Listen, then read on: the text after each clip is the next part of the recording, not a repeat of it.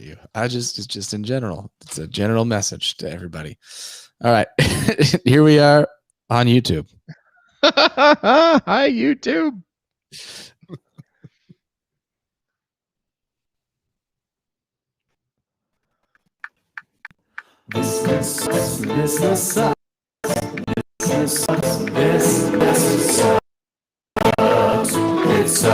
Yes, indeed. It still sucks. Here we are back again. Friday, Saturday, but we're still here. I'm JB. I'm Mike.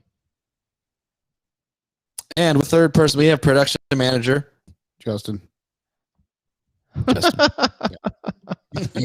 got it. Production manager Justin Jantis here joining us tonight. He's really mainly here to weigh in for the third album of the night and on. So for the first half, he's kind of just here for the White Claw and the bourbon. You can see conveniently placed right in front of him. We knew that no matter how many times we wore like shirts with no sleeves or tank tops or anything, we just weren't providing enough ample eye candy. And so we really wanted to bring Justin on so that way the ladies would stick around on the YouTube stream. Yeah, Justin, you did not get the memo about tank top. Is Mike wearing a tank top? He's wearing a tank top, yeah. I can. There you go. Thank you so much. We're sorry about that. Get the uniform yes, right, Justin. Jesus. Jesus. I have some sweets too. Next time. But yeah, we're here to have Justin here with us again. He is another returning guest. Probably only our second returning guest, I think, so far, actually. Yeah, we're going to have to start retreading some of these people, though. Both of them are named Justin. Actually, both of the returning guests so far have been named Justin. Coincidence? I think not. I think not either. I was about to ask you, Mike, if you checked out any new music this week, because I think you did. I did. I was bumping the new Vince Staples whenever we started the podcast, and I didn't get a chance to listen to it yesterday, but I am a pretty big Vince Staples fan to begin with, but the new one was really, really solid. I'm definitely going to dig into the rest of it. I'll tell you that much. Although I have been on a heavy fish diet recently, so getting ready for the summer tour, is that right? I mean, honestly, I think what it is when I'm down here in Texas, because of the mosquito population, I tend to do all my walking on a treadmill. And fuck my life, dude. Like, you cannot walk on a treadmill to some boring ass pedestrian music. It's really difficult. And it's funny because when I'm in Des Moines, like, I almost always do my cold listens for like future weeks and everything when I'm walking around downtown. And I love doing that, even if it's a shitty record. But fuck you on a treadmill with a dog shit record. That is brutal, dude. I totally agree. Like, you really got to have something engaging, because a treadmill is just bullshit. Let's be honest. There's nothing enjoyable about walking or running on a treadmill, at least for me. It's terrible. No, you're 100% right. It's fucking terrible. There's nothing worse. And so the only way that I can make that hour on a treadmill pass somewhat faster is by listening to old Fish shows. So I'm going through the New Year's run right now. Well, that's exciting. And a bonus for that is that you just get to brush up and get super amped, because we are going to see some Fish shows this summer. I know. God damn, dude. We're only a couple weeks away. Super, super, super excited about summer tour. Oh, yes. Are you guys going to podcast the trailer? We just might. We talked about that. Yeah, now it's going to depend on how many of our friends have to take flights in, like, way after the fucking Friday show starts, because they grow plants out of test tubes or something, and those plants need to be coddled in special ways. I don't even know what the fuck some of our friends are doing. I promise not to let it affect your traveling.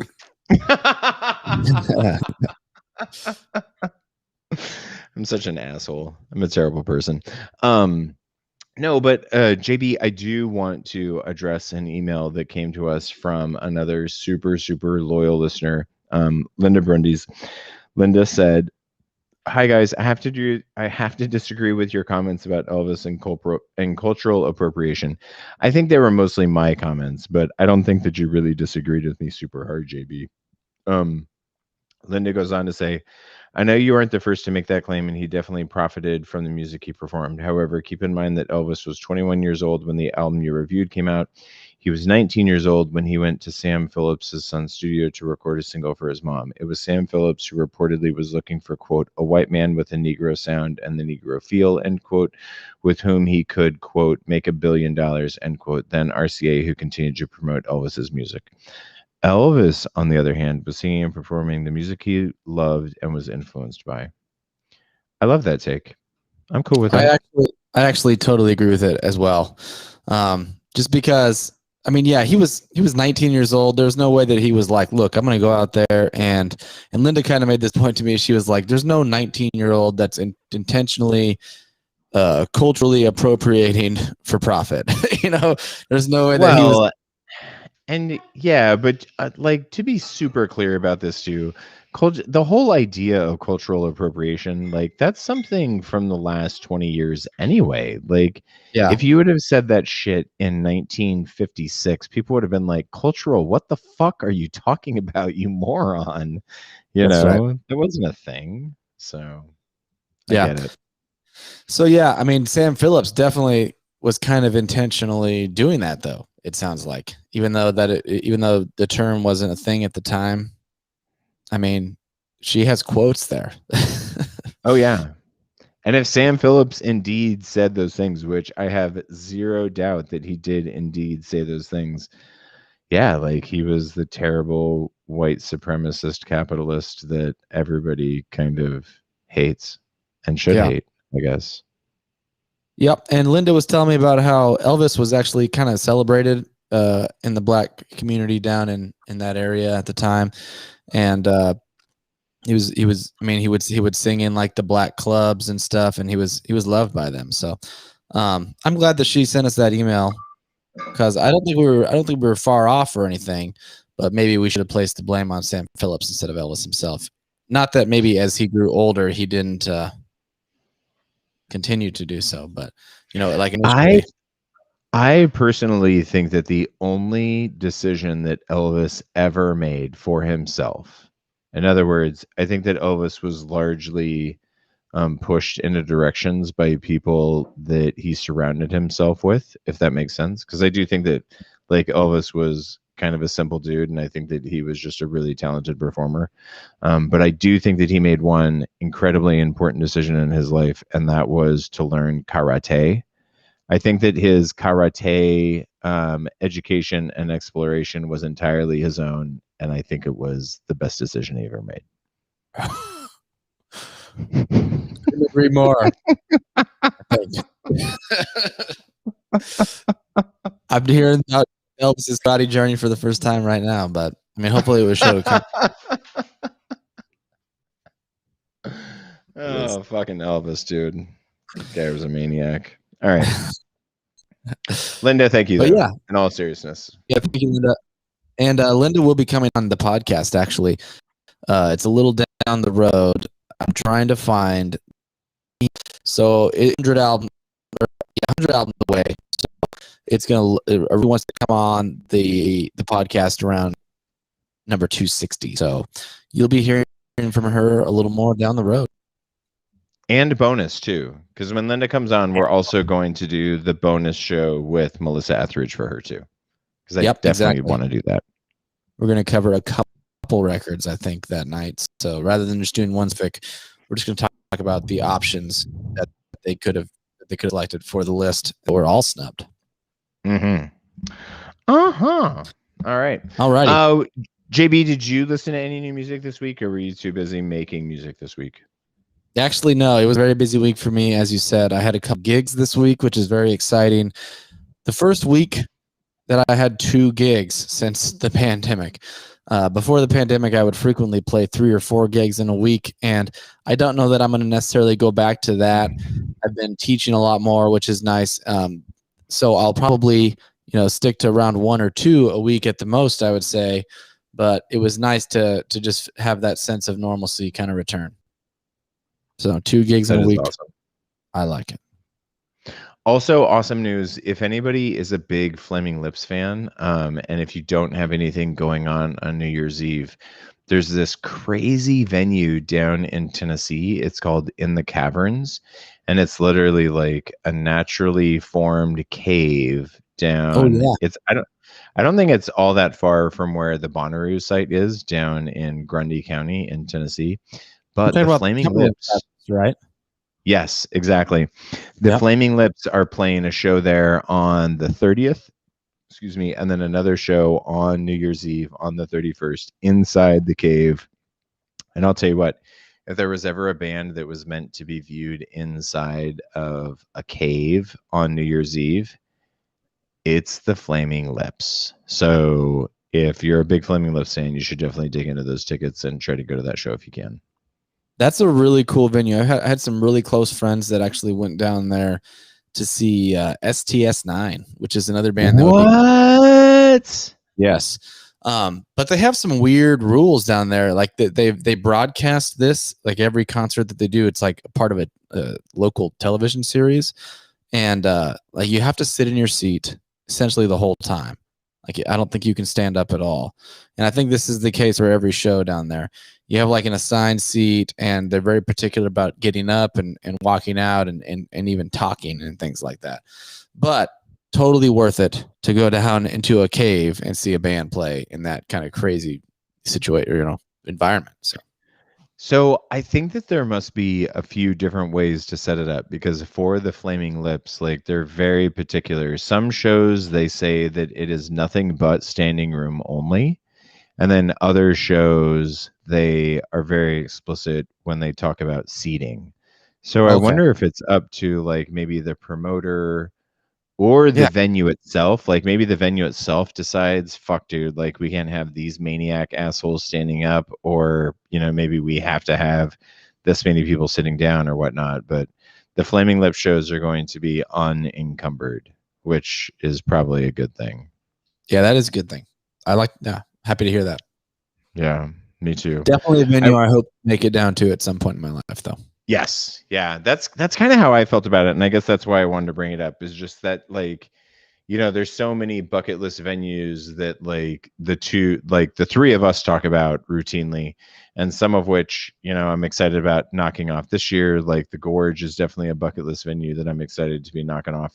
At some point in time, I'm going to go watch a band play at Red Rocks. And now I kind of feel like I have to go see a band play in that fucking Bat Cave. Yes. It's on the list. Absolutely. And that list doesn't suck. No, but we do have a list that does suck. What do you say? Do you want to jump on in? Let's get back to that shitty list. All right. Are you 3?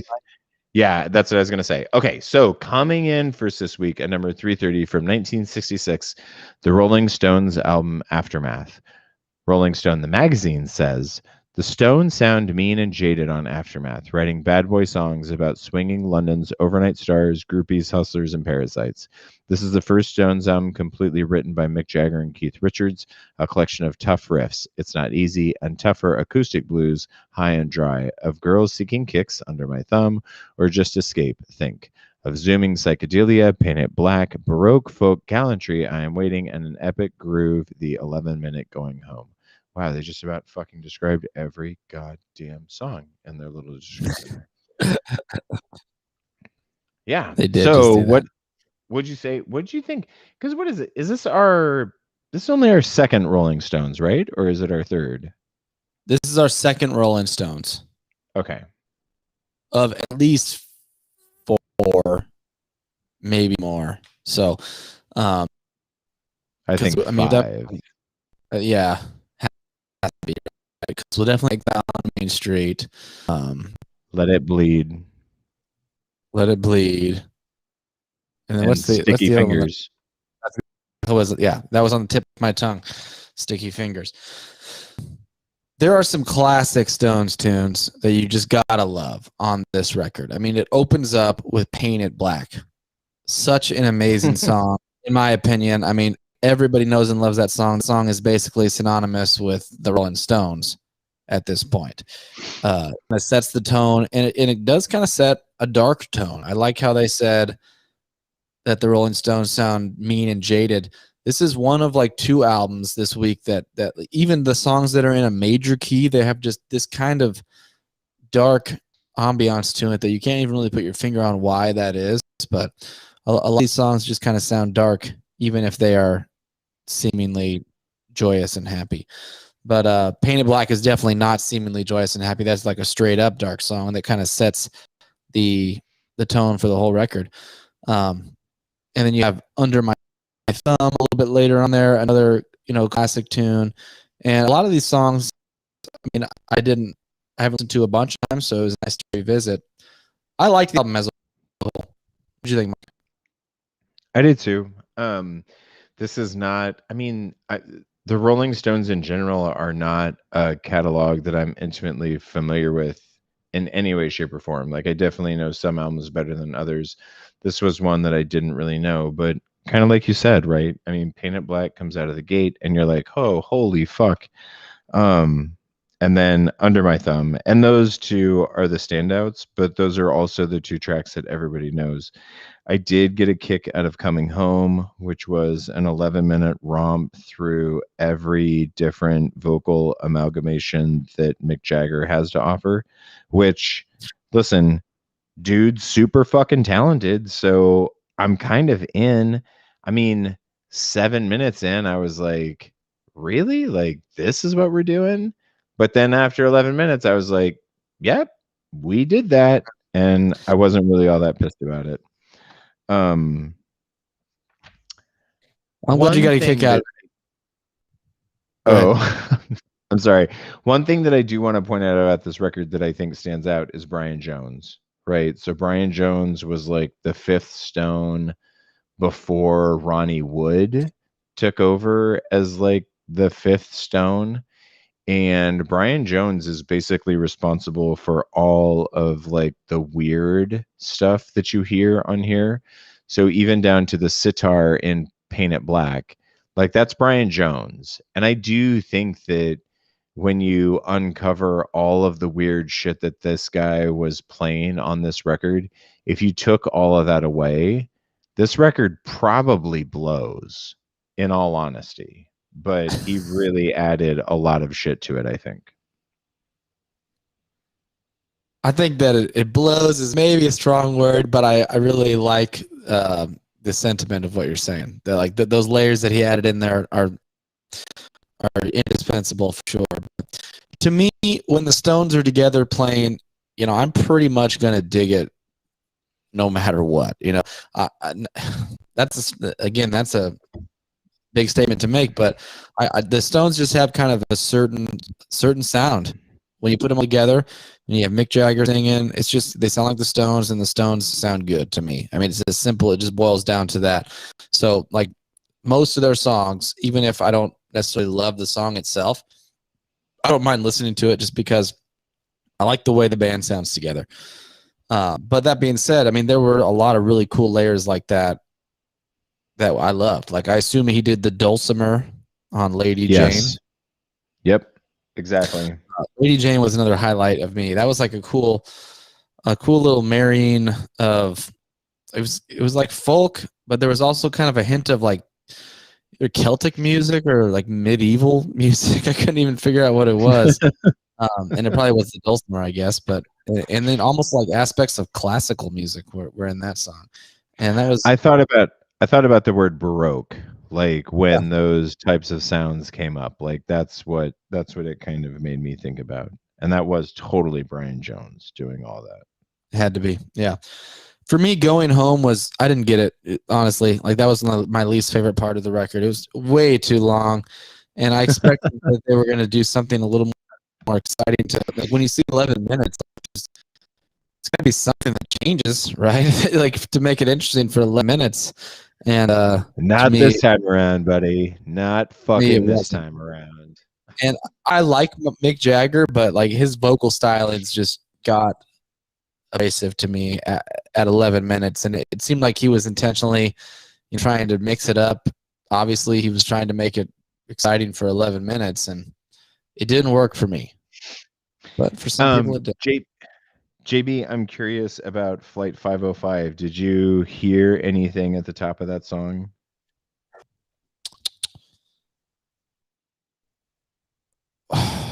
Like just in terms of the mixing? No. It was the chords, and basically, like right at the very top of that song, there was like this super short satisfaction chord progression that took place in there. It felt like a satisfaction tease, is what it felt like, but it was just in the intro to the song, and then it spun out. And I thought to myself, oh, fucking those assholes. Like they went back to that and they're like, no, dude, this is really good. This could be something way bigger. Yeah, exactly. I'll have to go back and listen. I would love to see if I can hear that. But I did make a note about the reason I said the mixing. I made a note about at the beginning, like the piano was super prominent and the rest of the band was like really buried. And then when it kind of jumped into the main groove, it changed and it evened out. But it was really weird, like mixing at the beginning. It was. Going back to Under My Thumb, Keith Richards on that, he's not even playing guitar. Like apparently he's playing the fuzz bass on that particular song, which fuzz bass appears a lot throughout multiple tracks on this record, and holla, because that thing is money. Like I love the tone of that thing. Oh yeah. That had a marimba on it too. It had to be Brian Jones. That was Brian Jones. Yes, that was Brian Jones on the fucking marimba. Guy smashes. Yep. I like that one a lot too. The song Think, that almost like felt like kind of Motown-y to me. Yeah. Just a note that I made that I was like, not typical Stones. I like the way the vocals and the music slip together on that. You know what I mean? Because sometimes you get this weird, there's kind of a weird dynamic with the Stones where sometimes I think Jagger's voice can almost seem to work in opposition to the music. Like they can be antithetical to each other, which don't get me like that's not a bad thing. Like they can just really kind of be opposing forces. But that was a song where I felt like they slipped together so nicely, like a hand into a well-worn glove type of thing. I liked it. Yeah, no, I liked it too. That was a 2-star song for me. So what were your what was your star situation for this album? Did you have a lot of starred songs? Any 5 stars?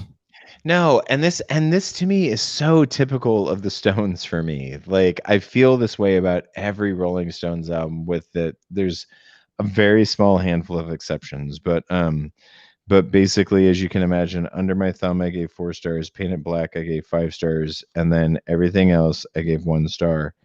But that's not, I didn't give everything a star. So in other words, I gave 1 star to I Am Waiting, 1 star to Think, 1 star to Flight 505, and 1 star to Coming Home. I didn't even give the other ones any stars. So yeah. Painted Black was a 5-star for me. I mean, that one, there's no way that one's not a 5-star. Under My Thumb, I actually only gave 2. As much as I noted that's a classic Stones song. People love it. It's never been one of my favorites, but I do like it. I gave Lady Jane 3. I actually like that one a lot. So wow. His Jagger's voice is so baby-like on Lady Jane. That's one thing that I did love about it. Like his voice was so young sounding. Yeah. I love Under My Thumb though. I mean, I fucking love it. Like because I think you get a very naive sounding Mick Jagger voice there too. And it's not even naive. It's like a vulnerability that he never goes back to, like later in his career. When Mick Jagger becomes fucking Mick Jagger, like there's rarely any vulnerability that he displays vocally, but you're actually getting that on some of these tracks, which I really like. Yeah, no, I get that for sure. So for me, I think this album, it's got Painted Black on it. It's got Under My Thumb. It's got, and it's a big Stones record. It belongs on the list. I think it could drop down a little bit, to be honest with you, just because I know there's going to be some other Stones records that are more impactful, like just to me personally. And if you're asking me, I'd probably drop it down a little bit. Yeah, I think I'm in the same boat. If we would have seen this 25 or 30 records ago, I would not have been upset by that. Yeah. I don't hate it where it is, but yeah, I mean, I'd even go as far as like if you told me 50 down, I'd be okay with it. But I mean, write a I'm letter. kind of cool anywhere between 300 and 400. The closer it gets to 300, the more homeristic the slot becomes, right? Like if this appeared at 302, I'd be like, well, somebody at fucking Rolling Stones loves the Rolling Stone. You know what I mean? Like it would feel too homeristic, but I think you could justify it in a certain way because it really is like a really unique snapshot of the Rolling Stones at that particular moment in time. So, Definitely. I'm going to read Rex Todd's thoughts on this record real quick. Do it. First of all, he says, sorry about missing last week. It won't happen again. As we listened in last week, we were very concerned about the lack of email from Rex Todd. So here's what Rex has to say about Aftermath. This is the Stones that I know and love, starting with the classic tracks of Painted Black to Under My Thumb. So yeah, mentioning the same ones we did. The bluesy guitar chords of Don't You Bother Me, strike a chord of great Rolling Stone tracks.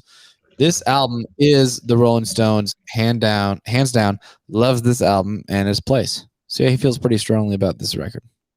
He does. And he likes the placement of it. The fact that he loves the placement of it is that's interesting to me because I wasn't nearly as strong about it. I mean, I can't disagree with a lot of what he's saying though. Like I really did like this record a lot. I liked it more than what I thought I would. It's very good Stones. So it just comes down to if you like the Stones or not, Like it's like just like he said, it's classic Stones. And that's kind of what I said too when we first started, when I listed those, these big, huge, iconic songs that are on it. So if you like the Stones, listen to it. If you hate the Stones, don't, and you definitely know if you like the Stones or not. And if you're like, oh, I never heard of them, it's like you definitely know. So Amen. All right. What do you say? Should we move on? 329er? Yes, sir. So coming in at 329, we have DJ Shadow introducing Northern California beat junkie Josh Davis, a.k.a. DJ Shadow, spent a year and a half chasing his dream of the ultimate sample record and nailed it with his debut LP. Introducing is the height of the mid-90s trend of the hip-hop DJ as an experimental sound painter, a mix of head trip beats, absurdist samples, and old school block party showmanship that touched listeners way beyond the turntablist underground. Introducing was a big influence on OK Computer. Johnny Greenwood of Radiohead recalled. Interesting. I would not have thought that at all. Really? So this is one that, I guess this is one that you didn't really know, right, Mike? Zero familiarity. I knew DJ Shadow just because like he popped up as kind of a guest producer here and there on a couple of different records that I really, really enjoy. So, I mean, I was familiar with the name, but dude, I'd never dug into an entire release of his, and nor had I ever dug into this. And good God Almighty. I mean, it's special, man. Fucking deliciously special. Yeah. I think I had mentioned last week that I listened to this whole album whenever we did Jay Dilla's Donuts because I was just like fascinated by the genre in general because I hadn't listened to a whole lot of it. Just the whole genre of like instrumental hip hop, So I kind of went down like a Wikipedia rabbit hole, which led me to basically like, I don't think he was like the very first person to ever do this, but he kind of defined this genre, DJ Shadow did, like with this record. He was one of the first like to really come to prominence doing this. And like when I was reading about the roots of this genre, everybody was talking about DJ Shadow, and a lot of people were talking about this record. So I listened to this whole thing back then, and I honestly didn't think we were going to get it. So when we were looking at it, and then I saw this, I was kind of excited. That is exciting. So when you discovered it because of Jay Dilla, I mean, was it one of those records that you listened to once or twice? or was it one of those things that you winded up? I mean, how many times did you go back to the well before it popped up on the list? Once or twice. Yeah, it wasn't Okay. like it became one of my top favorites or anything, but I definitely dug it. And Yeah. I was just kind of listening just to several other artists because I really love Jay Dilla. That was like one of my favorite discoveries from the list. Not like my top, but I wasn't familiar with Jay Dilla. I'd heard of him, but I wasn't intimately familiar with that Donuts record, which I ended up really loving. So yeah.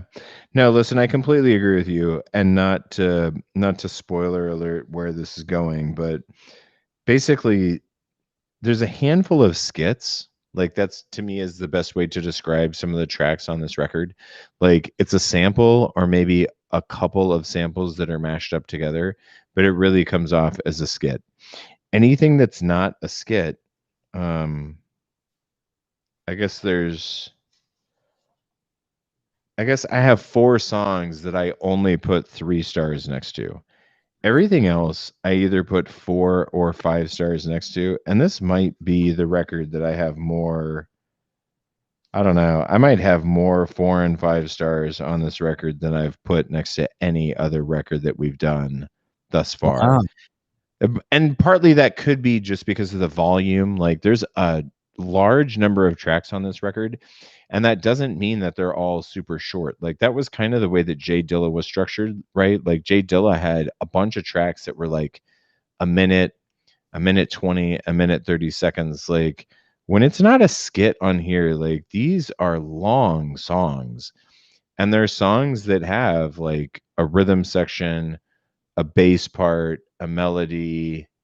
And granted, those are all provided by different previous source materials, but man, this record to me is The way he one puts of the it. yeah, it's one of the best examples of how a DJ is a musician. Oh yeah, and anyone that says that they're not is crazy. The only situation where, and I've made arguments before about like just pure mashup artists, like if you're just putting 2 songs together, and I'm not making any argument right now, like, but specifically in my mind, I've argued about Girdle Talk before. Dude, And I love Girl Talk so with you, much. I know you do, because yeah, we had a conversation about it one night, and we had White Claws that night, but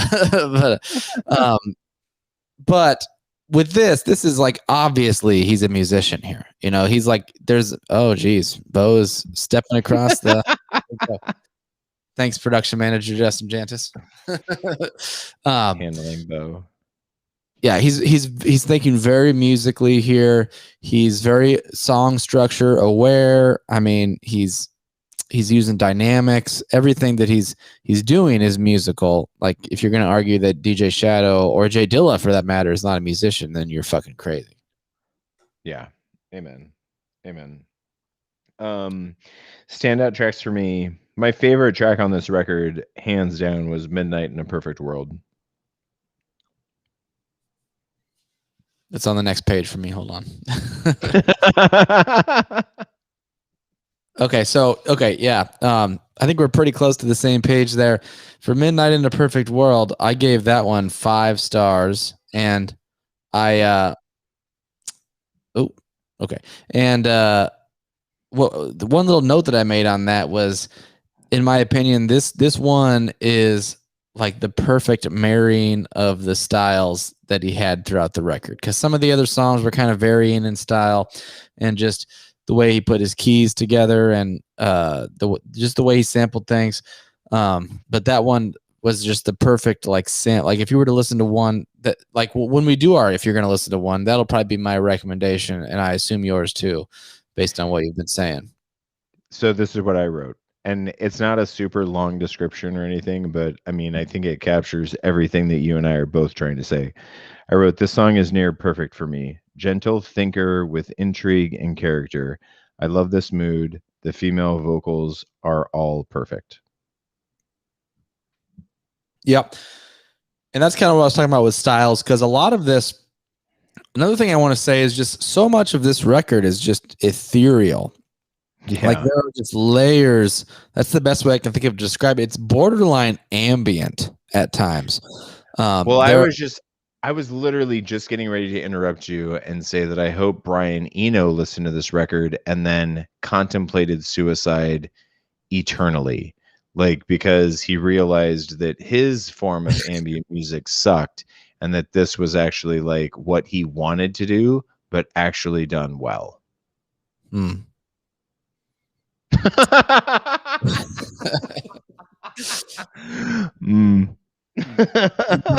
Brian Eno's probably doing okay and happy with his Fuck output. you, Brian Eno. Yeah, Mike does not like Brian Eno at all. The only thing he hates more is Roxy Music. Ugh. But yeah, like a lot of this is borderline ambient. Like I said, there are just layers and layers of these like reverby instruments that he puts in the background. I don't know if those are samples or if those are samples that he's thrown a bunch of reverb onto, or if he just found those samples already that reverby. Do you know what I'm talking about? Yeah, but I don't think that he tinkered with any of his samples. So then he must have genuinely found all don't. these kind of ethereal background noises from records and put them behind, because a lot of this is very vibey and I get what you're saying, but we've talked about this, right? Like there are really, really specific sounds to specific eras of music. You know what I mean? yeah. And Like so what do you mean? if you said to yourself, I want to create a composition and I want it to be like I want the melody, let's say, to be really, really just rich with reverb. I think for like a student of music, it wouldn't be as challenging for them to say, "Oh, okay, yeah, so I want a melody, but I want it like just dripping with fucking reverb." Yeah, I'm gonna go back to the 50s. Like I want to listen to some surf guitar from the 50s and see what I can find, versus like if I wanted to find, I don't know, a snare drum that sounded particularly fucking shitty hollow with a bunch of reverb, and then you'd be like, oh, I'm gonna go to the fucking early 1980s and look for that shitty snare drum for the early 80s. Does that make sense? Yeah, and I think you'd probably have to go for like some Phil Spector shit if you're looking for that reverby vocal sound. To tell you the truth, when I think 50s guitar, I think more like slapback delay, which is a different sound for sure. Instead of the reverby, but yeah, I know what you're saying. I mean, the sounds are out there; they're available. Yeah. I really liked the second track a lot. Building steam with a grain of salt. Building steam with a grain of salt. Did you like that one? Yeah. I put 4 stars next to it. I put 3 on it, but I loved it. Yeah. That was one of the only songs that I had heard before. And I had actually heard it from like a Pandora mix. And the only reason why I knew that I'd heard it before is because the title is so fucking bizarre that when I saw the title, I was like, oh shit, I've heard this song before. I know this song. Yeah. The drums were really great on that. That was a drummer named George Marsh that he sampled for that one.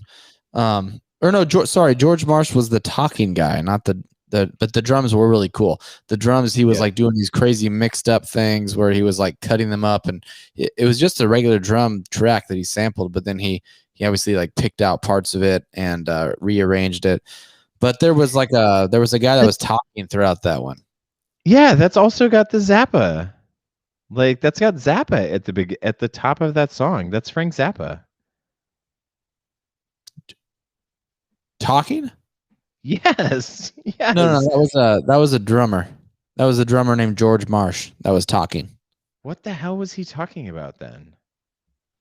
Yeah, the guy that was like that was talking about how he's a teacher of the drums and he's also a student and he that was George Marsh. Was that guy's name? Goodness, that sounded just like, I swear to God, I thought that was Frank Zappa. Yeah. Yeah, kind of similar. Wow. I love it either way. Yeah, definitely.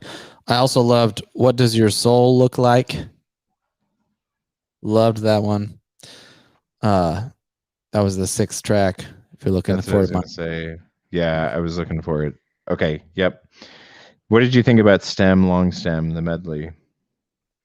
I dug that one. It was a 3-star one for me. Kind of melancholy sounding throughout a lot of it. Mm-hmm. And that was the one that had like two very distinct parts. And then there was like this crazy dissonant string part that kind of ended the first half.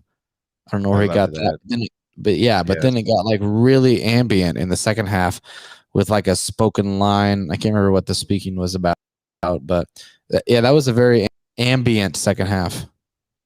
Well, and it was funny because that was like the first taste of that organ that you had, and then a couple of tracks later, organ donor.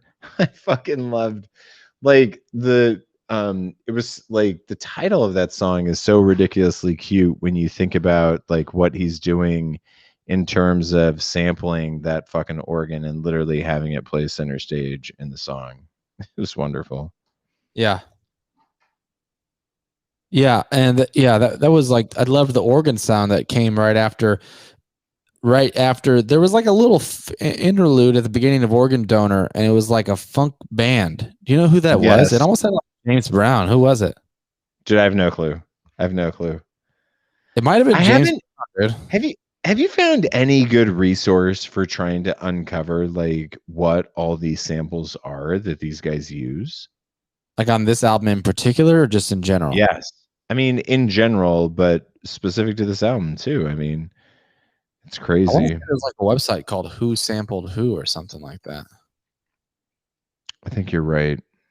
Whosampled.com. Yeah, there's a website called Who Sampled. So I'm sure you could figure it out via that. Yes. I have no doubt that you could. Okay, so what are your overall thoughts on this? I mean, obviously you love it. I love it too. What do you want to do with it in terms of this list? Because I'm kind of like you. I'm just super excited that it's even here, for God's sakes.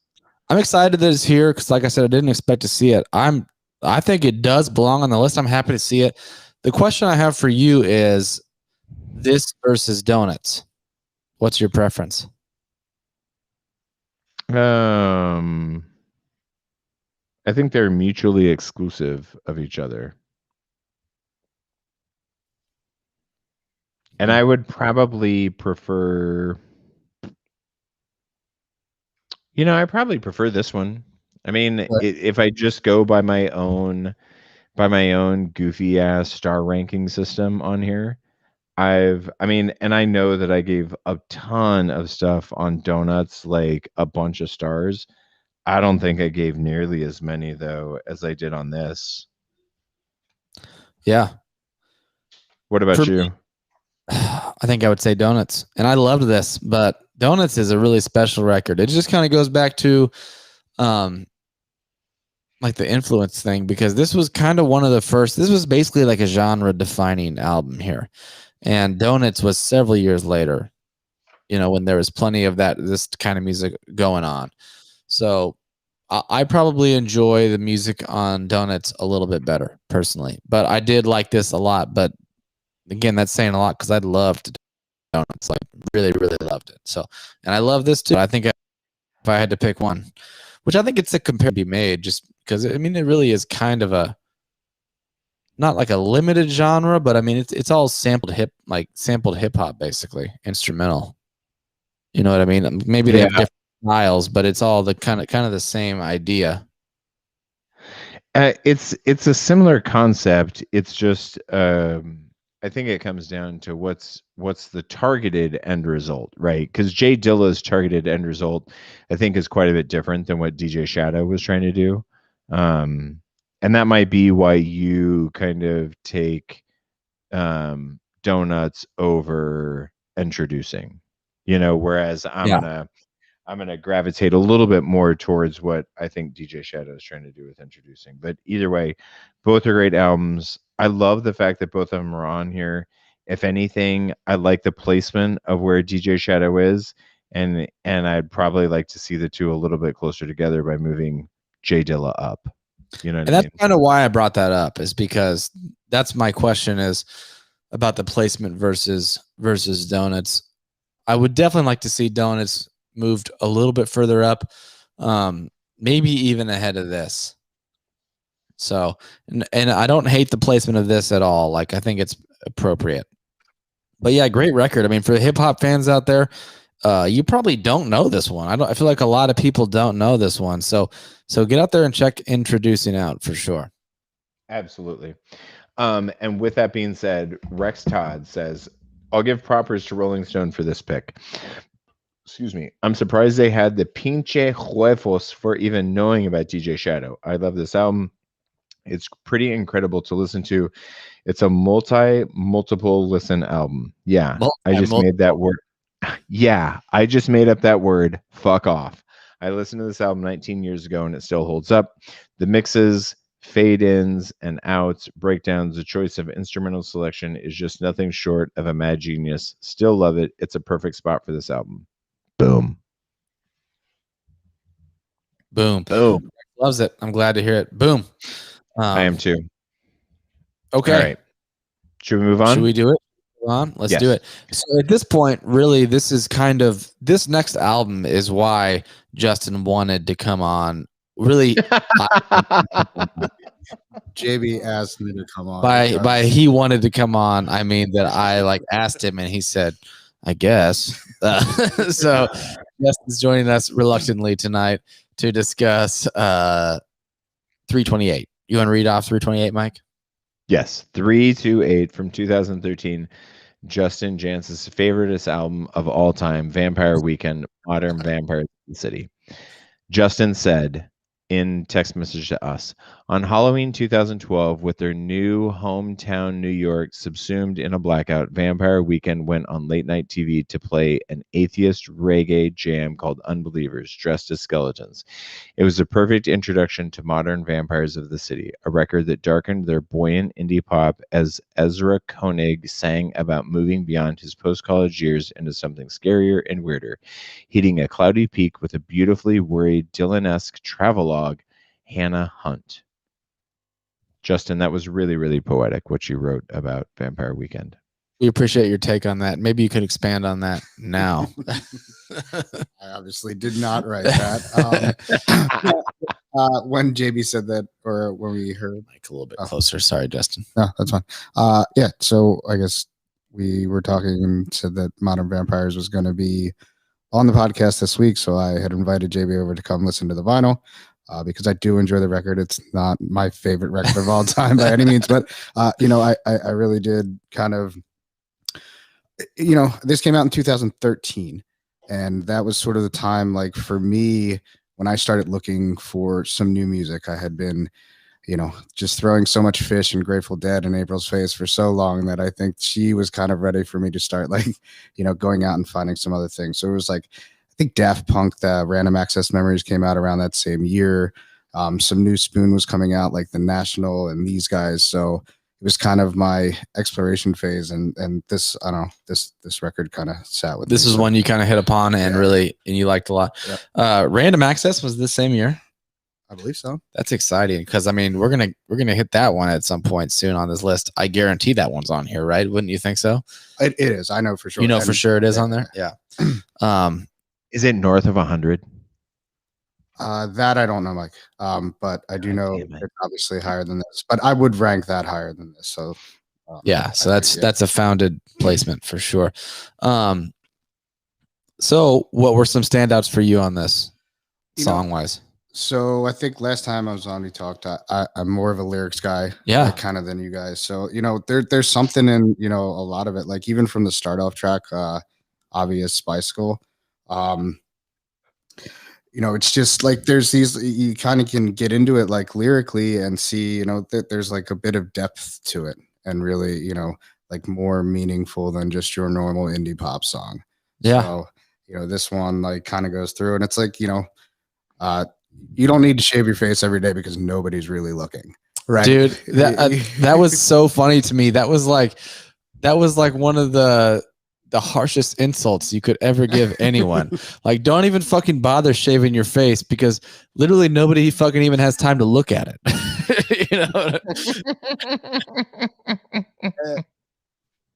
had me thinking about like hip hop beefs. Like if you said that to a like a rapper you were beef, they'd be like, "Oh, that's fucking harsh, man." That's cold, brother. That's cold. But yeah, no, like really good lyric though. I totally agree. What else you got? From this one in particular, there was one other thing that I did really sort of appreciate. Right. So it says, while the sun's coming up, cover ground, right? And if you find some love for these clowns, turn around. Right. So like going through life and things like that, there's a lot of things like get up early, do your shit, like go about life, but like stop every little bit to listen and, maybe gravitate towards some people, but not everybody, I like it. Yeah. Which song was that from? Track 1, Obvious. Oh, that was from Obvious Bicycle. Yeah. What the fuck does that mean? Obvious Bicycle. I don't know. Yeah, I have no idea. Do you know, Mike? No. I don't think anybody like knows. So much of this was so far over my head. Yeah. I totally agree with what you said, Justin. And let's preface this by saying that I do like this album, but there's also like the pretentious aspect with a lot of this for me. Like a lot of this comes across as like I'm just gonna make my whatever my message is. I'm not gonna boil it down. I'm gonna do the opposite. I'm gonna make it as convoluted as I possibly can, so that I can sound really smart. And I mean, I'm sure the guy is really smart, but there's that aspect for me. But again, like I prefaced it with, I like this album, and there are some good lyrics that I really like, and the ones that you listed off, there's fantastic. I don't feel that way about those, I mean, I agree. I think it is very pretentious. It's forward, and but there's like that little bit of beauty in it because it's so raw. Yeah, and matter of fact in a way. Yeah. This music is super easy to listen to. Super easy. Yeah, there's no part of Vampire Weekend that anybody could legitimately bitch about. Ezra has a great voice. His lyrics are, I think, at times confounding, but then at other times, like, I think they're really revelatory, and that's cool. Like, there are some songs on this record that are really, really good. Unbelievers is fantastic. Diane Young is really, really good. I loved Everlasting Arms. Listen, I think it's really, really good. Is it the fucking 328th greatest album of all time, though? That seems crazy to me. As good as this record may be. Yeah. That's something I kind of thought about a lot this week. And I have to say, like, there were a lot of good records this week. The song that I had stuck in my head the most of any record this week was Unbelievers. Just that whole really? Is this the fate that half of the world has planned for me? Like, I literally couldn't get that out of my head all week. Fantastic chorus. It's really, really well written. And because that was my immediate reaction too, and not that I've strayed that far from it, but I started thinking, like, because again, like, I've argued a lot about the style or the content versus the versus impact kind of thing. Obviously, there's not a whole lot of impact that this album has had at this point. Maybe some, but you got something to say about that? So, I mean, and go like back to like the whole, like this point in time, like I was looking for new music and stuff. This actually, a few songs, Unbelievers, and maybe a few other ones that I won't name because I don't know exactly, but this is what you hear like on the loops and stuff along with Daft Punk, like that random access memories. Like if you're out and about in a loud bar and you listen for the background music, this is on much, much more than you think. This is it. Yeah, no, I believe it for sure. But yeah, I mean, the content of this is a good fucking record. And I started thinking, like, how many of these records are on this list just because of who they are? And like, if this record was recorded by some artist that we all knew, but it was exactly this record back in like the 70s or something, would it be on the list? For sure. I think so. Probably. I think it's a really good record. and again, like the band hasn't had a whole lot of time to make a huge impact on the music world in general, but I'm still undecided on if it belongs on the list or not. And I was totally decided before this week. I was like, absolutely not, because of all the snubs. But now my thinking is more like maybe it really is this good. But obviously, there are some records on this list that are not. We could take those off and put the snubs we want on there. You know. Did you guys ever feel like you were listening to a more like, I'm going to be really careful whenever I say this. The vocal qualities of Ezra Koenig reminded me so much of Paul Simon. Do you guys get that? Yeah, a little bit. I won't say that I thought that before, but I'm not opposed. It didn't occur to me either, Yeah. but when you say it, I'm not like immediately like, what the fuck are you talking about? Yeah. The thing that like pulls me away from that is like, I think back to Paul Simon's debut that we did on this list not too long ago, and all the way back to like his first album from his breakup with Art Garfunkel. Like, he was so in tune with like the whole world vibe and just like really wildly eclectic music. And I don't think you get that on this one. But the lyrical content and the way that the songs are structured, it really made me think about Paul Simon a lot. Yeah. I get that for sure. The other thing I wanted to say about this record is I'm pulling up the guy's name because I don't want to. I want to say the guy's name, but so one of the biggest highlights for me is the production. This guy, Rostam Bat. Oh man, I don't even know how to pronounce this. Batmanglij, I think is how you say it. Rostam Batmanglij. He was the producer for these guys for quite a while. He's since left the band, actually. I think they had some kind of falling out. But he is kind of heralded as one of the best indie rock producers of all time. Or very Well, he wrote all the music on the record too. Yeah, and Ezra wrote all the vocals and he did the singing. But yeah, Rostam, I don't know how to say that. He did all of the music, and the production is really brilliant on this. Like, it was Everlasting Arms that really kind of led me to the thought that I'm about to write, but it was definitely prevalent throughout, which was like their songs, the instrumentation is never static for very long. Like for example, we're coming up on a Prince record here that we're going to talk about in a little bit, and what I love about that is it just sounds so great, and it's almost the same the whole time. Like, the instrumentation is pretty much the same. It's all like 4/4, and you hear what you hear, and that's what you're going to get for pretty much the whole song. You're going to get the guitar, you're going to get the synth, you're going to get the drums, and they're all going to be there the whole time. Whereas this is not. Like, he's very in tune with the textures that he's using. It's never static for very long. The forefront is kind of passed among different instruments. Like, for 4 bars, the guitar will be what you hear, and then for the next 4 bars, you literally will hear no guitar, and you'll just hear a synthesizer.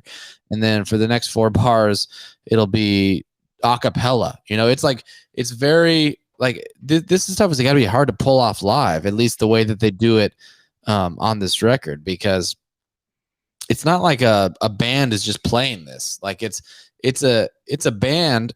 The song is being played by a band, but it's like very, very. I'm trying to figure out how to say what I'm trying to say, but it's very produced. Like, it's not just a band playing it. Like, it's very dynamic in the way that it's being presented to you throughout a song. I saw them once at the center in Philly, and I don't think it lost anything as far as that goes. Yeah. Really? Wow. We're gonna say, Mike? Because, dude, I totally get where you're going with that. Like, to me, and I haven't ever sat down for like a full set of Vampire Weekend. I've had multiple opportunities at different festivals. I've just never done it because I've never been that big of a fan of them. But this seems like a record that I've listened to it now multiple times. I feel like if Diane Young came on a jukebox, I would be able to pick it out. But I feel like if I was watching Vampire Weekend live, it would take me, I think it would take me longer than what it should to recognize what song they were playing. And a lot of that is just because of the production quality of the studio material versus what it would actually sound like to try to reproduce that same music.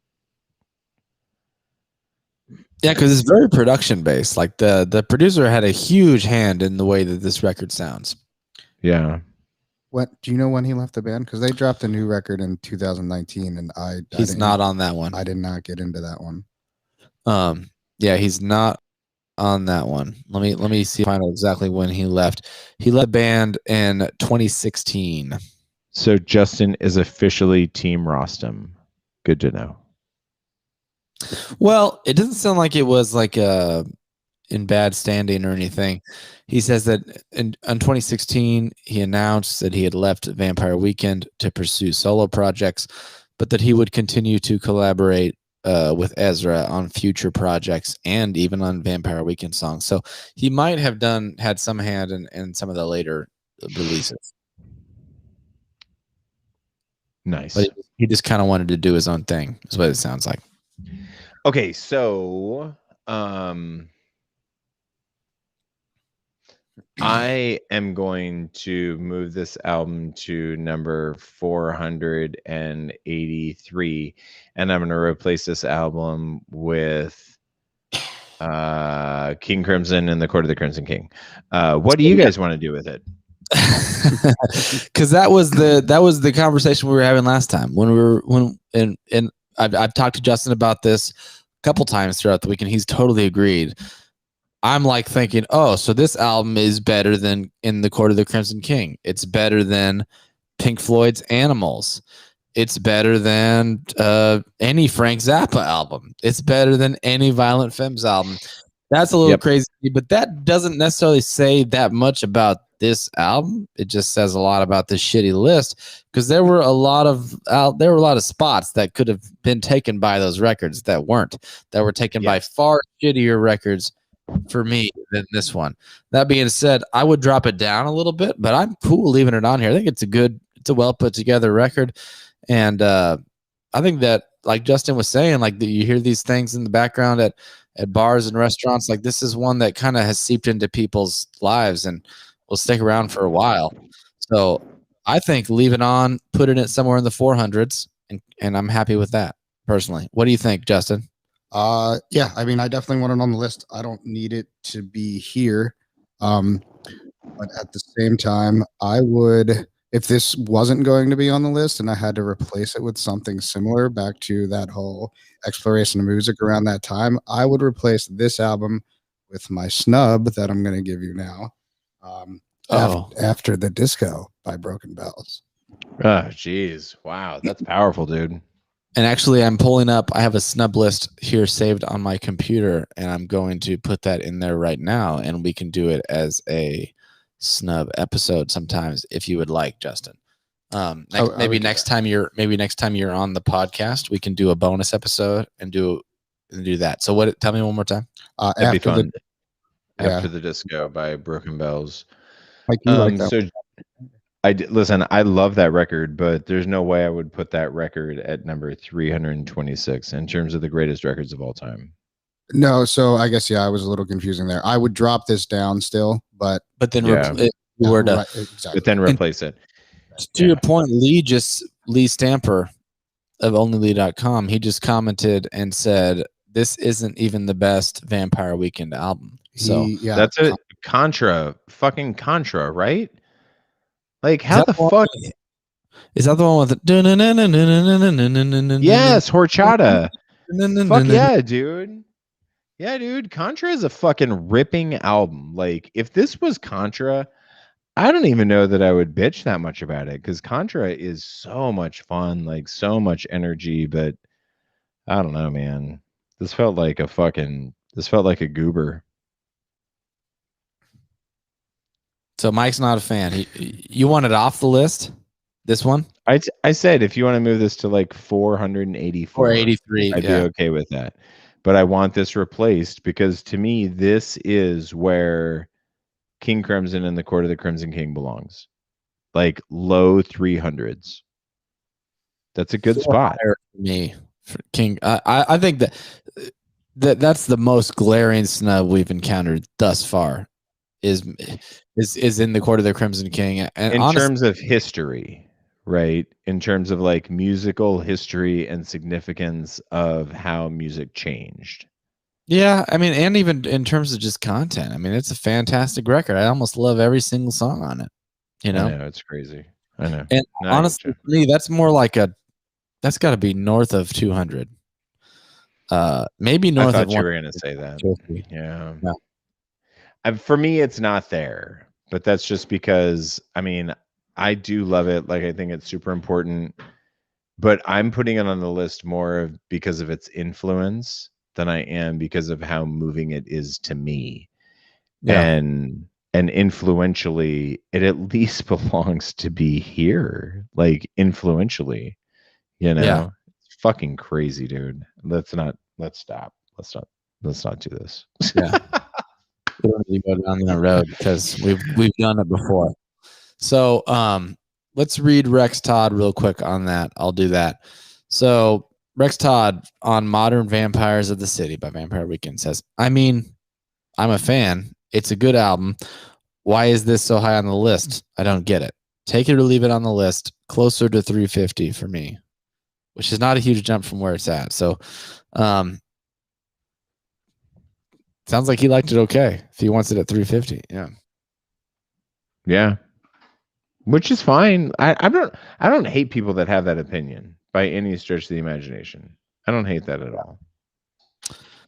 Yeah, I mean, I honestly, I'm super glad I listened to it. I did add it to digital, and I'm gonna revisit it. I like it a lot, but just the list thing was a bit of a challenge for me this week. But I think I kind of came around, and I'm cool putting it in the 400 somewhere. I don't know how much I'm going to go back and revisit it, to be perfectly honest with you. I'm not the biggest fan of Vampire Weekend. It wasn't bad, though. It was a good record. Any final thoughts, Justin? No, I guess I like Contra better. I didn't bring that up because I thought that this was your guys' first experience really with Vampire Weekend in general. Pretty much for me. I mean, I knew that one song, but okay. Yeah, I don't know. Thanks. So you think I should check out Contra? Sure.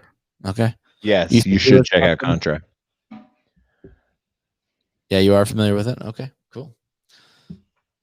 All righty. Well, let's move on, guys. Justin's going to stick around for the rest. He went ahead and listened to the last couple of records as well, right? Boom. And he's prepared. So 327 is The Who, Live at Leeds, our second live album on the list. Faced with the impossible task of following up the grand statement of Tommy, spoiler alert. Fucking spoiler alert, you dickheads. In brackets after Tommy, it says C number 190. God so we got that. Them. The Who just cranked up their amps. Rather than wade through 80 hours of American shows for a live album, Pete Townsend claimed he burned those tapes in a huge bonfire and selected a concert at the University of Leeds in England. Live at Leeds is a warts and all live album, including an accidental clunking sound on My Generation. There's no finesse, just the pure power of a band able to play as loud as it wants to. What'd you guys think about Live at Leeds?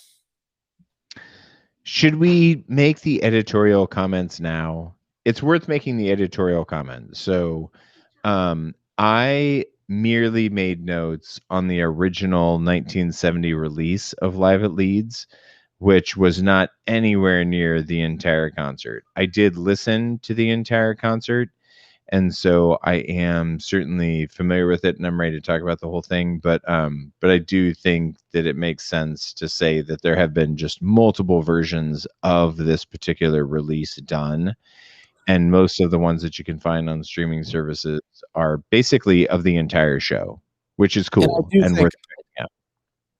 And yeah, I think we're in the same boat. I listened to the whole thing, but took notes on the main album. And I do think the album that was put on the list was the OG album. I think that's what they indicate, the 1970 release. Yep. And so I think that's what they are doing, is they're putting the original release, which is only 6 songs. It's just a vinyl, 2 sides, and I think that's what they are asserting to be in this position on the list, is that version. So yeah.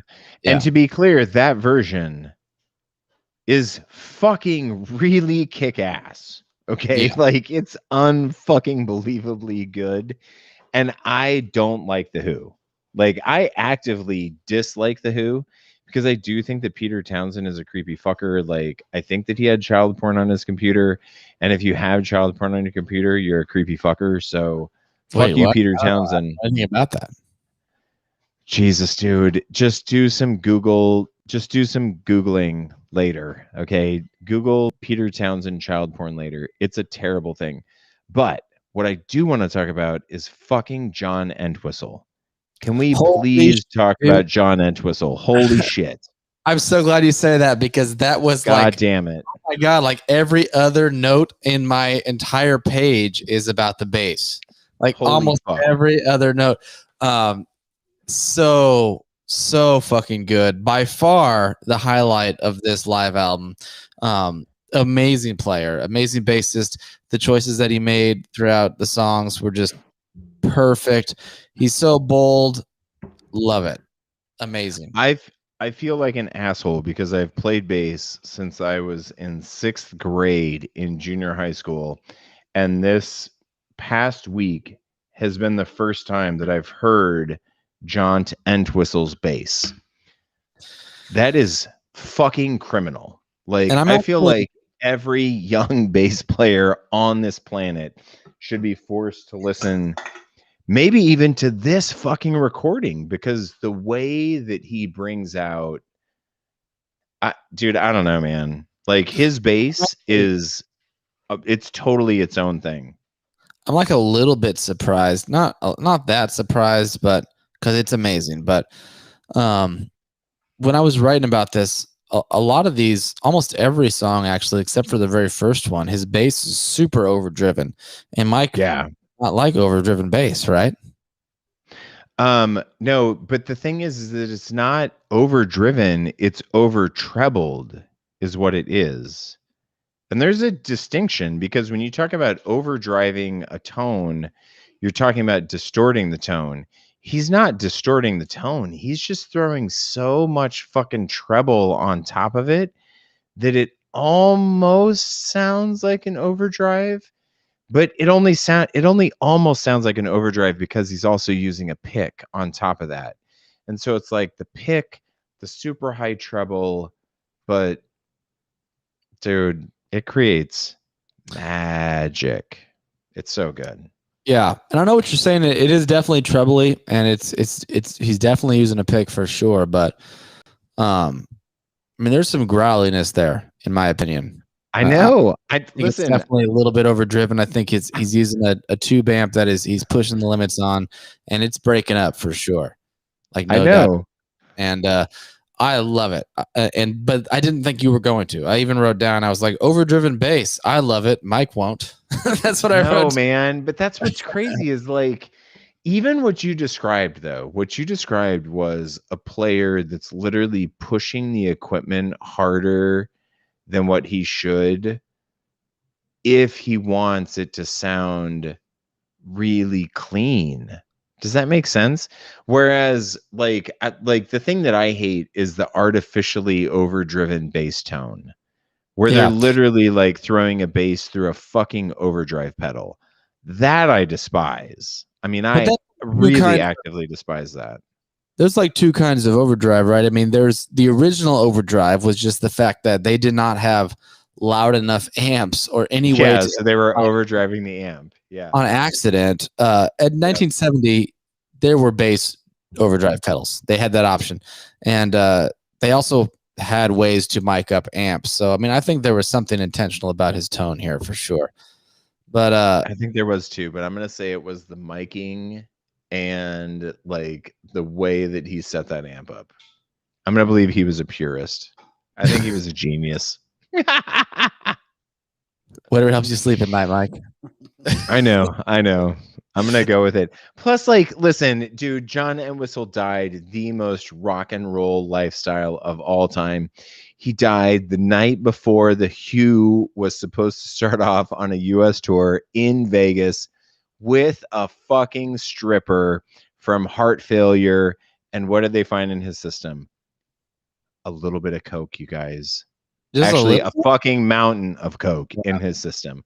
Come on. dude. This guy's a baller till he died. Side note: there are a couple other baller deaths that we should mention just while we're on this topic of dying rock. Honorable mention to Biggie, who when he was murdered, he was found with in his pockets. The contents of his pockets were an ounce of weed, a Yeah. 9mm, Yeah. a package of Magnum condoms. He's gonna get Those are the busy. things that Biggie had on his person when he was killed. But Marvin Gaye is probably the most badass death of all. He was shot by his own father with the gun that he bought him, which I think is kind of crazy. That's terrible, dude. It is terrible, but it is it's kind of gangster badass. as fuck. Yeah, exactly. Gangster as fuck. Okay, so Young Man's Blues, 4 stars. Substitute, 2 stars. Summertime Blues, 3 stars. Shaken All Over, 4 stars. My Generation, 5 stars. Magic Bus, 4 stars. I don't even know what to tell you on it. Like, I fucking loved every one of the OG original releases. I loved, and then when I went back and I listened to the entire concert, I'm not super familiar with Tommy, but I mean, it sounds like they fucking smashed it. This was a straight rock and roll show, and it doesn't get any better. That's the thing about these guys is the Who is straight up energy, raw rock and roll. They do it well. They put so much into it. And yeah, the original release was fantastic. My Generation, 15 minutes. I mean, the original version of that song is like 3 minutes long, you know? And so that thing went like full type 2, like super fucking weird, totally off the rails. I was trying to figure that out. Like a lot of it was definitely composed, right? Like there were several things that they were very clearly doing together at certain times. Do you know what I mean? Yes, I know what you mean, but I wouldn't use the word composed for it. I would use the word rehearsed, because I do think that was a fairly rehearsed jam, meaning territory that they found themselves in often, right? And territory, so sure, but like I would argue that not like I think that most of it, yeah, rehearsed is a good description, but there are some parts of that where they came together that were undoubtedly, to me, like they were very specific. Like the guitar and the bass came together on a line that there's no way it was just a serendipitous moment. Like it was a very specific line that was like several notes in a row that there's no way that it was just on accident, you know? I agree. Yeah, I agree, but there were also plenty of other like minutes of that song, bassiness or jamming. Yeah, totally. Yeah, where there's no fucking way that was predetermined. You know, like it was a legitimate jam, but instead of circling around like in a roundabout or a serendipitous way, like what you would expect out of a jam band, like they were coming back to like well-worn tropes. And I think that's what you're saying, JB. Yeah. What'd you think, Justin? So I guess I listened to the whole thing then. Mike told me that I could just listen to the 6-song one, but I guess I didn't find that. I listened to the whole album. So I thought it started off a bit slow with Heaven and Hell. So not that I didn't like it, it was just like a bit underwhelming for like, you know, what you expect the Who to be. And I think you guys are absolutely right. Like they are just a, you know, powerhouse, straightforward rock. It was empty. I think they got into it, and you know, I did enjoy it. And when I realized I was enjoying it as much as I did, was when, I just kept thinking to myself, like, man, like, what would it be like to be there in 1970? Jesus nuts. Christ. Yeah. Like, so I put myself there, as much as I could. And I think that I enjoyed it quite a bit because of that, because they made you feel like you wanted to be there while they were playing this live. Amen, brother. Yeah. That absolutely. And that was a thought that I had a lot throughout it, listening to it too, was just the crowd. I mean, the energy was palpable, like on the record, especially there was on Magic Bus, like you could hear the crowd kind of clapping along at the beginning, which was Fuck super yeah, fun, dude. going crazy. Yeah. I don't know how big the crowd was. It didn't sound like it was massive. It sounded like it was maybe a couple thousand. It didn't sound like it was much more than that, though. 2,226. Is that it? Right? Okay. No, I thought you were serious. That'd be a Dude, in the first part of that show, though, it was crazy because when they were doing like the banter in between songs, you could very clearly pick out like 2 or 3 fucking hecklers out in that crowd that were just like, "Oh yeah, Roger, go ahead and play it straight, man." You know, this is crazy. I'll throw this in there also. So we had a pretty wild hailstorm the other day. And I was in the labs at work, and I guess it's like greenhousey. So it started like hailing like a lot. Yeah. And like while I was listening to this album, so like for a second I didn't really realize like what was going on. You thought that was Keith Moon. Like, yeah. So I went back and re-listened to some of it, but yeah, like it was, I don't know, pretty rocking out. Yeah, by the way, Mike, we had a terrible hailstorm. I should go check on your house.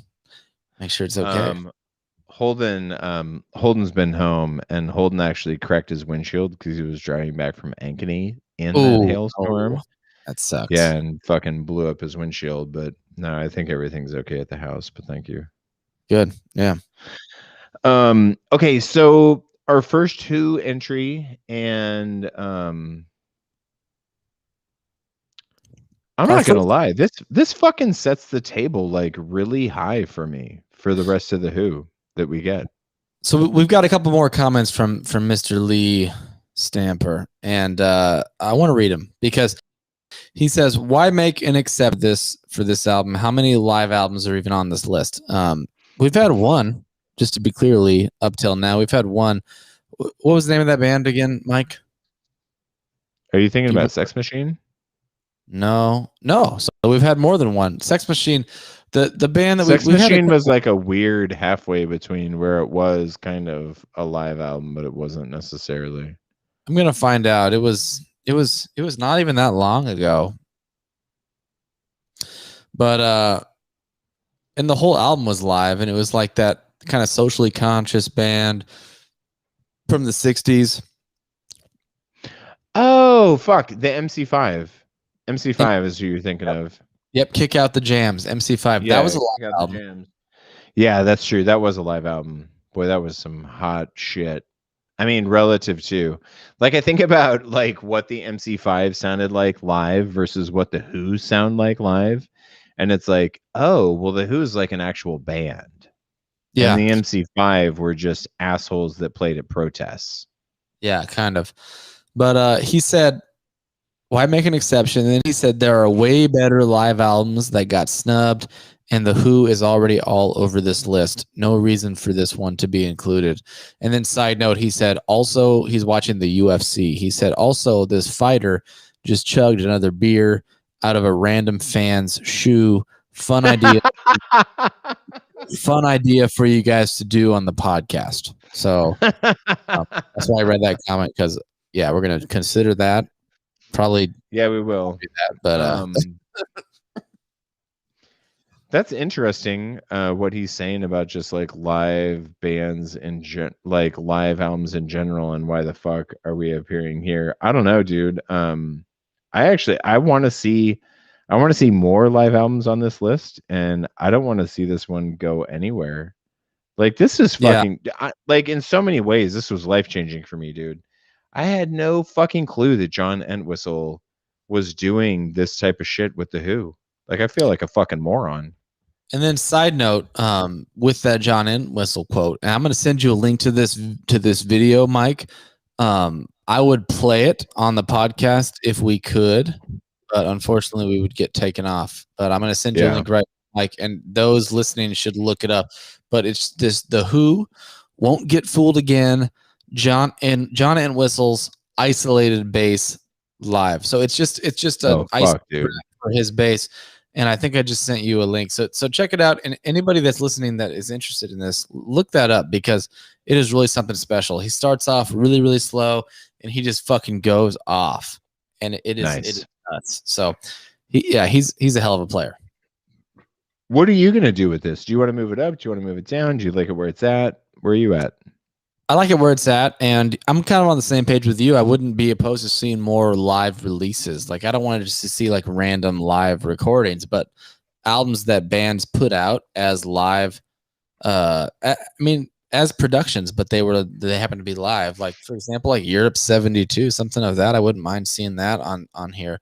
That's criminal to think. It's fucking crazy to think that Europe '72 is not on this goddamn list. Like, that's fucking nuts. Any Grateful Dead, you might as well not do Working Man's Dead. You might as well not do American Beauty. You might as well do Europe '72 because that's a much better picture of what the Dead did in their career. Thank you. That's like, if you honestly, I would replace, if you wanted to say, well, but the Grateful Dead should have more than one. Okay, then fuck you. Live Dead, and then Europe '72. Yeah. And you would have a really amazing picture of the Dead from basically inception through, call it like the late '70s, early '80s type of phase, you know? Yeah. So whatever. But yeah, I'm cool with it on the list, and I think it's in a good position. And I like The Who personally. They're not like my favorite band, but I wasn't bummed out to listen to this at all. So Roger Daltrey also on this record. God damn, dude. Like, Daltrey did some crazy shit during this show. That dude was super talented. Yeah, he did well.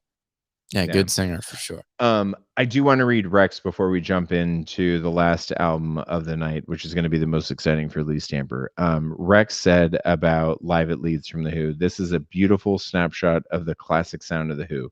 The vocals, the bombastic guitar tracks of Pete Townsend send this album into the stratosphere.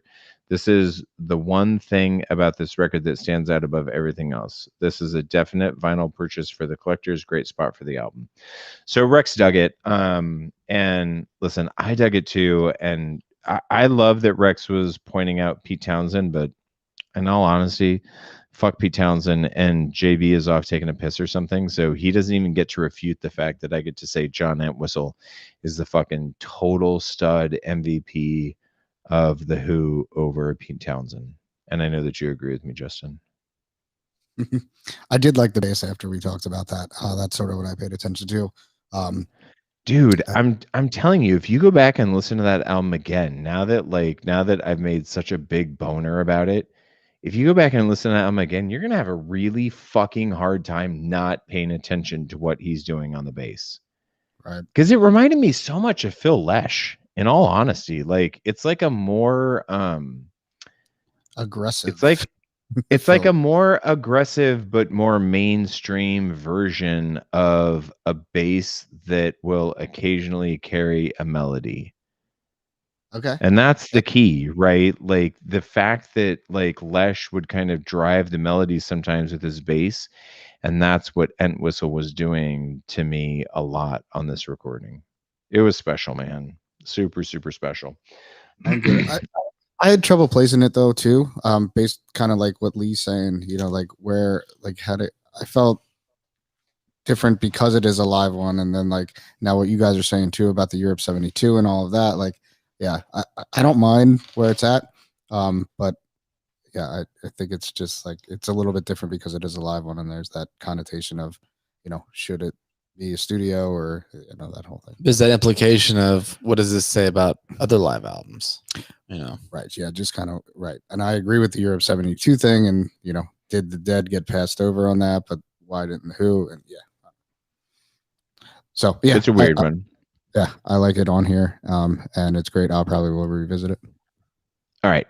Well, before we and we have a couple of extra things that we're going to talk about tonight, because we are approaching the close of a span of 25, and the last album that we're going to talk about in this section of 25 is number 326, 1980, Prince's album Dirty Mind.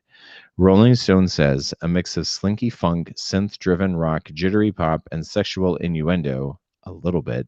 Dirty Mind was Prince's first great album, even if it only hinted at where he was headed. White, black, Puerto Rican, just everybody just a freakin', he sang on Uptown, a utopian ode to the Minneapolis club scene. The album includes the world's merriest Do Me Wrong song, When You Were Mine, and the incest ditty Sister. I wasn't being deliberately provocative, Prince said. I was being deliberately me. Oh. Prince is fucking sick. Apparently, he's into tracking down brides on ways to their weddings to give them fellatio, or he's trying to fend off his sister that's twice his age. That's who he is.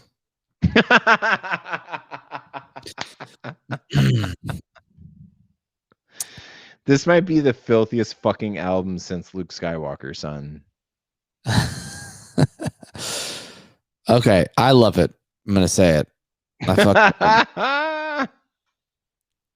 Sorry, Lee Stamper.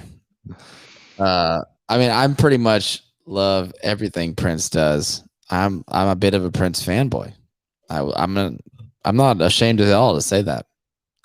I don't think that you should be ashamed at all to say that. I mean, I enjoy Prince a lot. I don't think that I would call myself a fanboy necessarily, but I enjoy the fuck out of Prince. And this is kind of everything that I want Prince to do, to be perfectly honest with you.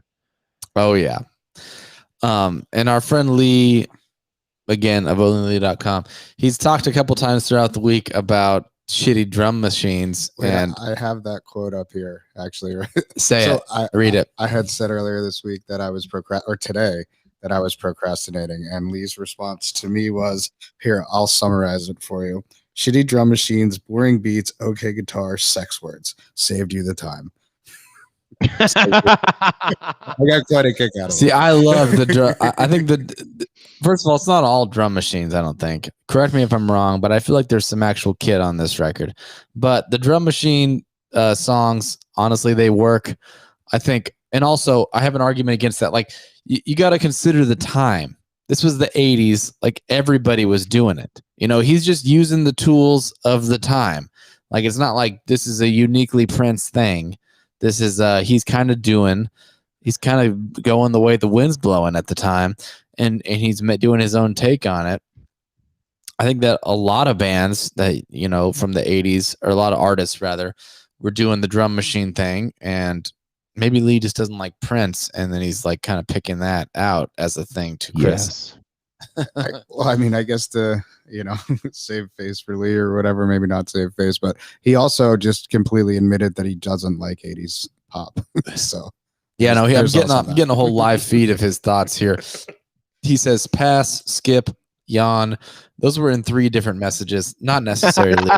And then he said hashtag cancel Prince. He said thank you children. He said the 80s sucks and Prince is part of why it sucks. You don't get a pass for ruining music. JB, will you just please tell him that he's only supposed to be letting us know what's happening in the UFC fights, and that he can keep all of his Prince commentary to his own fucking self? Yeah, I'll let him know. Son of a bitch. This album is it might be the most fucked up, lewdest thing that I've ever listened to in my life. Specifically Sister, man. Like, a lot of this I didn't even think was, I mean, it was dirty, it was risque, but I mean, like, Head is a song about fucking getting and giving head. Like, not that really outlandish. I mean, to me, I don't think so. Like it's just a JB, wait a minute. Time out. I get what you're saying. I get it because, this was a major record label in the 1980s that literally released a song that was about fucking blowing loads on wedding dresses. Okay, when you put it that way, Mike. But the problem but is anyway. that's like one line from the song. We're like, oh shit, did he really just talk about that? And they're like, yep. And then they're like, go ahead and punch that track back a couple though, because then he's talking about his sister who's 32, who's fucking him. The only person she's ever fucked is him. It's him. And then you're like, what? She doesn't wear underwear because it gets in the way of the juice. That is the line in his song. I didn't just make that up. Just for the listeners out there. Dude. So Sister Prince for is me was fucking like crazy. a crazy song. Like I feel like a lot of this kind of stuff I've heard in other songs, but I mean he's straight up admitting to fucking his own sister in this song. Or wanting to, you know. Dude, I don't even. It's crazy. Content wise, musically, it's good, dude. It's kind of pop genius. Like it's kind like, of super pop genius. yeah, because just in terms of like, what do you want to hear, and what would you like to hear if all you wanted to do was dance and have a good time? It would be this. It would be right? this.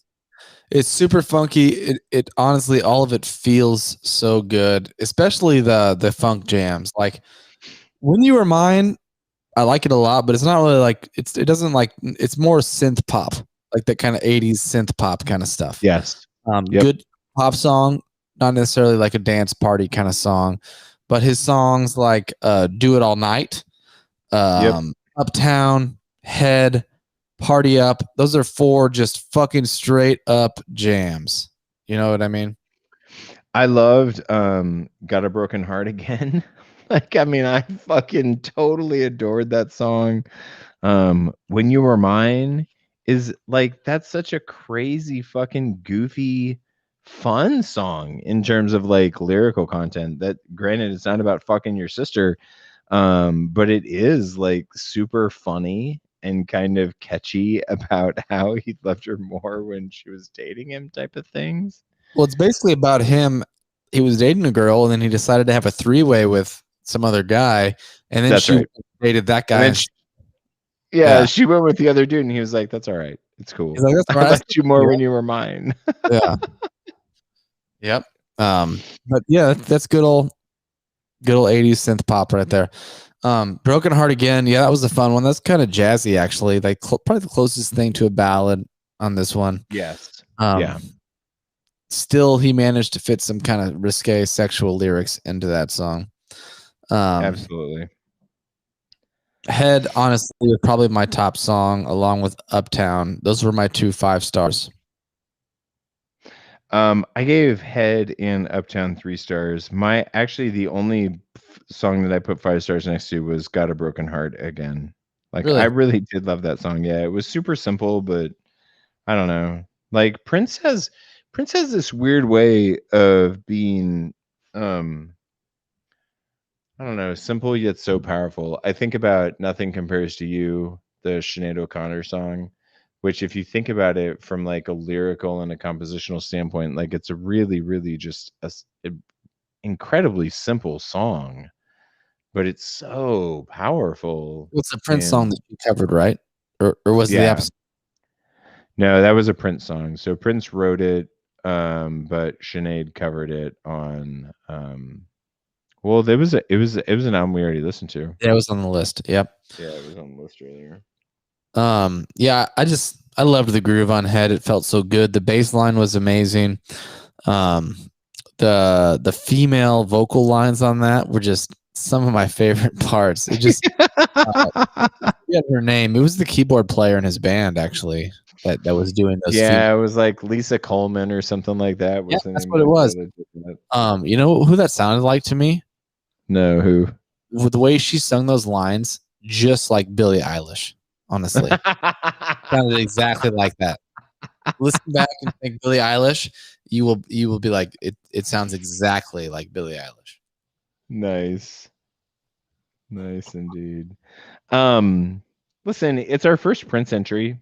right? And it's fascinating because I had never listened to this album before, and man, the thing that stood out to me more than anything is just like how unbelievably fucking filthy this album is. I mean, this album is fucking filthy, just in terms of like sexual content, sexual innuendo, like. God, And this is a I huge mean, album influence wise because this like really opened the door for this kind of level of sexuality in this type of music. Like it really wasn't. it's amazing to me.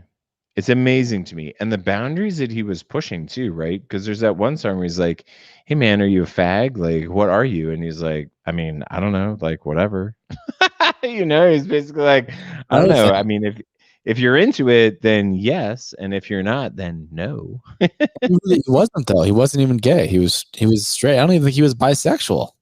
Wasn't he just No, I straight? don't yeah, no, I think he was just heterosexual his whole life too. Yeah. And I was reading about how much like attention in the 80s this album drew just to the idea of gaydar.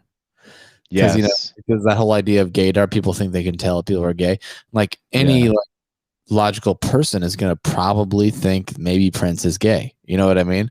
I mean, for God's sakes, on the cover of his album, he's wearing a fucking G-string. He's wearing like a vest and a G-string, and he's not fucking gay. He just, I mean, not that I would have any problem with it if he was, but he's not. He's just like overtly sexual in a really flamboyant way, and he's not. Yeah, he's not gay. He's just that's what he is. Yeah, he's not gay. He's Prince, bro. Yeah, he's Prince. What do you want to do with this album? What do you want to do with it? Do you like it where it's at? Do you want to move it up? Do you want to move it down? What do you think? 100%. It's not moving down for me. Not even one spot. I like it too. Yeah. I like it too. I like it in the spot. If I didn't encounter this until 275, I wouldn't be pissed. How much more Prince than we get? I mean, obviously, we get the Purple Rain album, which is a live album. Is it? At least I don't know. No, it's not. I don't think the whole album is, but Purple Rain itself is a live track. Okay, Purple Rain itself might be a live track, but the rest of the album isn't live. We're gonna get Purple Rain. We're gonna get 1999, right? Wasn't that the album? What the fuck else do we get from Prince? Yeah, as soon as I said that, I remembered. So it's not a live album, but there's no studio version of Purple Rain, the song. Like they're the only. It's live. The only one that is on the record is live. Okay, here is my best guess without knowing jack or shit. I do think we get Sign of the Times from 1987. I do think we get Purple Rain, and I do think we get 1999. That's my guess. Purple Rain, Prince and the Revolution is definitely on there. It's probably top 100. Don't say it, but don't give us any spoilers, Justin. That's got Let's Go Crazy on it. Fucking Purple Rain is so good, bro. So Purple Rain is amazing. It's gonna be top 100, right? Yeah. It's got When Doves Cry on it. Fuck yeah, dude. Yeah, that's top 100 for sure. It's top 100. It's top 100. It's probably top 50. No, let's not get crazy. Sign of the Times, though, dude. Sign of the Times is nothing to fuck with. It's probably top 5, bro. Wrong. It's a double album, too. It's probably number 1. That's also wrong. It's probably number 1. All right, can I read Rex? Or are you reading Rex? I can read Rex. I have it pulled up here. So Rex on Dirty Mind. Ah, yes, early Prince. It has signature sound that we all love. It's funky, lively, fun, and sexy, sexy, sexy. Really like this album. It's easy to listen to and find your head bobbing to that funkalicious beat. It's easy to fall in love with this album and rediscover Prince's music all over again. Rumor is that Prince has recorded over 50 to 100 albums in his lifetime and only released the albums he wanted the public to hear. That So, sounds like some crazy fucking conspiracy theory shit. no, actually, I think he's right. Like I remember reading What? about there's this huge vault of Prince music, and they've actually released a couple albums, I think, posthumously, of that stuff.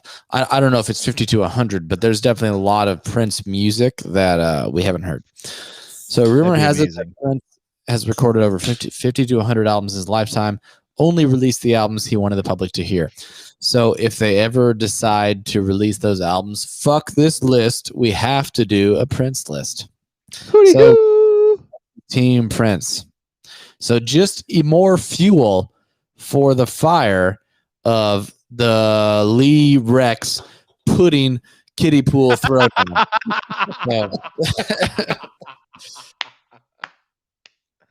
Oh, So we the can't wait. fucking pudding match just got way fucking hotter, son. Way fucking hotter. We're gonna play this album when it happens too. We're gonna play Prince. Oh yeah, dude. Rex, Sister and Head on repeat. Honestly, like we got to start deciding who we're gonna like. We got to make bets on this. No, let's not make bets. Let's just start selling tickets. Like all tickets are only MVP, VIP fucking tickets. It's gonna be a tight house. It's gonna be really, really tight. It is gonna be packed, and I'm taking bets for whoever's out there that wants bets. Oh god. All right. So should we preview next week, good sir? Let's do it. Yes. All right. So next week, the 5 albums that we're going to be going over, and I think we're reverting back to, no, I don't think. We are reverting back to our normal Friday next week. So next week, we're going to be back on Friday, 8, 9 o'clock, something like that. At 3:25, we're going to be talking about the anthology released in 1993 from Rhino Records of Jerry Lee Lewis, All Killer, No Filler. 3:24 is Coldplay, A Rush of Blood to the Head. Number 323, the triple album from The Clash, Sandinista from 1980. 3:22 is yet another Elvis Presley album from Elvis and Memphis. And number 321 from Lana Del Rey, Norman fucking Rockwell from 2019. Yep. And side note, we will have another guest next week. We will have Mr. Riley Rath returning next week. He very specifically wanted to join for The Clash's Sandinista. So he'll be back next time. Hot damn. Okay, so we are at the end of a break of 25. Yes, sir. So JB, what do you like, dude? Out of the last 25, like what's your number one? What's your biggest standout over the course of the last 25 records that we've gone through? I'm making that decision right this second. Give me 1 second. That's okay. I put you on the spot, and I'm actually kind of doing the same thing. Like I'm just thinking back through, and yeah, I'm just kind of like doing a quick inventory about what I think is I don't know. I mean, I guess what I'm going to end up going with is the most important record that we've talked about in the last 25. So you're talking about I might give you an addendum too, and just like I might give you a couple of different thoughts because we have had some really fucking killer good shit in the last 25. I think the obvious one is Let It Be, but I'm gonna not pick that just because of the fact that I do like Let It Be Naked that much more, and just because that's the obvious. I mean, obviously Let It Be I love. So I'm gonna pick something else to kind of pick another standout for me. And I'm gonna give 2 that it's between, and then I'm going to pick one after I've said it out loud because it's going to become more clear to me after I say it out loud. Okay, so honestly, Liquid Swords by Jizza was one of my favorite ones. And then second most, or maybe first most, is Still Bill by Bill Withers. Wow. Love that one. And honestly, I'm doing it. I'm going with Bill Withers. Wow. That's for me. Still Bill. Amazing. Okay. So for me, like I approached this as I guess like the most important album of the last 25 that we've done that I think has just been face fucked worse than anything else is Abraxas. Like Abraxas, out of the last 25 albums that we've done, is hands down the greatest of the last 25 that we've done, and that's not even close. Not even close, not even remotely debatable. I do think that it's worth noting to talk about Let It Be, only because fuck Let It Be. Let It Be shouldn't be on this list. It should be Let It Be Naked, and that album should be hundreds of albums higher than where it is right now. But yeah, dude, it was a good 25, man. It was a really good 25. It was hard picks. So yeah, I mean, if you're out there and you're looking for something to listen to, check out. I mean, you probably know Santana. I don't know. I mean, how many people really know Santana Abraxas like intimately these days? Probably not that many. So fucking dig into that. Dig into, if you're into hip hop, listen to Liquid Swords, or if you're open, even if you're open to hip hop, even if you're not into it, but you're open to it, hip hop adjacent. Yeah. If you're hip hop curious, check out Liquid Swords by Jizza. And then for everybody, I recommend Still Bill by Bill Withers. That's a fantastic record. So good. I can get behind Kill Bill 100%. So with that being said, back to our normal daily routine or weekly routine next Friday. And if you want to send us a message, you can go to anchor.fm/thissucks and you can leave us a voicemail, or you can send us an email to thissucks@gmail.com. And thanks for listening. Thanks again, guys. And Justin, any final thoughts before we sign you off? Thanks again for joining us tonight. Really do appreciate it. Oh, yeah, buddy. Thanks. I guess, this list sucks. It does. And, Justin will be back. We guarantee it. Justin will be back several times throughout the course of this podcast. So you'll hear from him again, and you'll hear from us again next week. So we'll see you then. Bye-bye. Bye, guys. This list sucks. This list sucks. This list sucks. This list sucks. It sucks. It sure does.